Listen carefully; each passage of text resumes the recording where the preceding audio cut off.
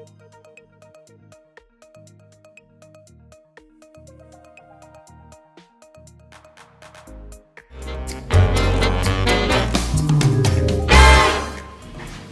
guys, welcome to Tiwa Talk. So today I'll be sharing with you guys one of my favorite kind of breakfast. So usually my family house, we usually have akara on Saturdays. So yes, today I'll be sharing with you guys akara with a little bit of twist in it.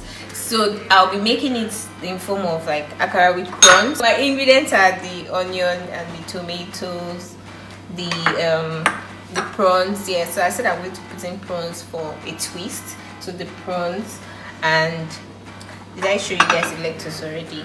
So some vegetables, then the bean itself. You guys, I don't know about you, but I don't know if you guys can see it, but this, I so much hate peeling beans. Oh my god, it's like the worst choice you can ever give me to do.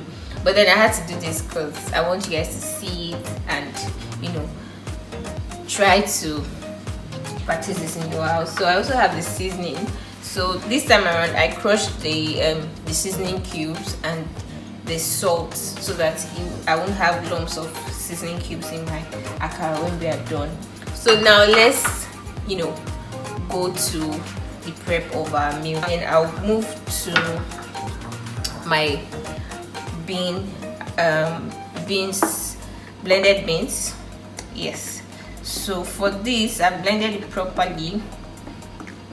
So I'll be adding my, so for your seasoning cube and your salt, sometimes what I usually do is I tend to melt it with a little portion of hot water, just to make sure that it doesn't go in lumps in the akara mix when you're frying it. So I prefer to always, you know, mix it and with hot water, but in this case I didn't do that, so I hope I don't get lumps of Maggi in my food. So now let's go. So now I've poured the Maggi and the pepper mix in the blended beans. So you guys, I don't know, for some people they like to use the akara mix. What I realized with using the akara mix is that's the powdered form, is that at the end of the day I've not gotten the right way to maintain the consistency of the akara mix, because I realized at the end of the day it's always hard. So I still just prefer to blend my beans, you know, peel it and blend my beans. So I think these people that came up with the akara powder, maybe they can just sell like the blended beans, or they can just sell like peeled beans, because for me my only problem is actually the peeled beans. So usually some people prefer to use this spoon to fry, but me, I don't like using this spoon because I feel like it makes the akara a little bigger than what I want it to look. So I'm going to change my spoon, having, you know, stirred it properly. I'll taste it. The taste is perfect. So I'm going to taste it and change my spoon for frying purposes. This is the spoon I'll be using, this one, to fry, so I can get a really small chunk in per portion in the oil by frying. So here I'll pour out my prawns. So because it's just me that's going to eat this, I have this amount of prawns but if you're going to make for as many people as possible, I want to get more prawns for it. So I'll be pouring my prawns in the mix. So I'm pouring my prawns in the mix.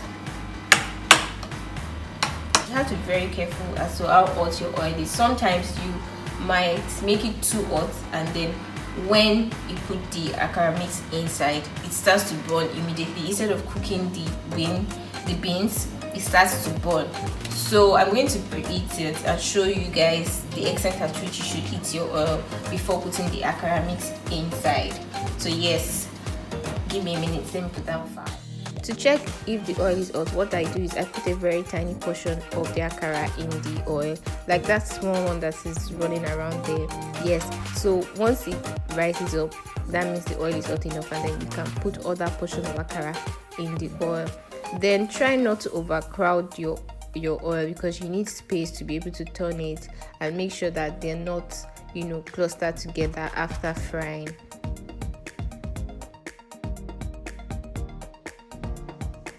Now you want to separate the akara from each other, and what I'm doing now, I'm trying to make sure that they're separated, and then the oil is going through the akara to make sure that the inside of the akara is properly cooked. Now you can turn the akara after shaking the oil. You see that it's easy for me to turn it, you don't get it smashy, it looks already cooked, but it just needs to be golden brown everywhere. There's something my aunt taught me when I was much younger. So if you also want to check if the akara is properly cooked, you can press it, which I did here. So if you see that nothing is coming out, the rubbings is not coming out, that means your akara is ready. Now the akara is golden brown. I usually lay my plate with tissues so that the oil in the akara can be absorbed and you don't get too oily akara when you're ready to eat. Yes, so let's go.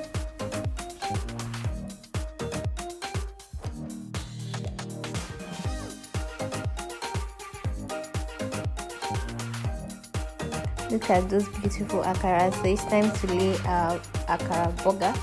Yes, so let's go. Now this is the final stage, the burger stage. So you put your vegetable, your onion, your tomato, and of course our freshly made akara that looks very sumptuous.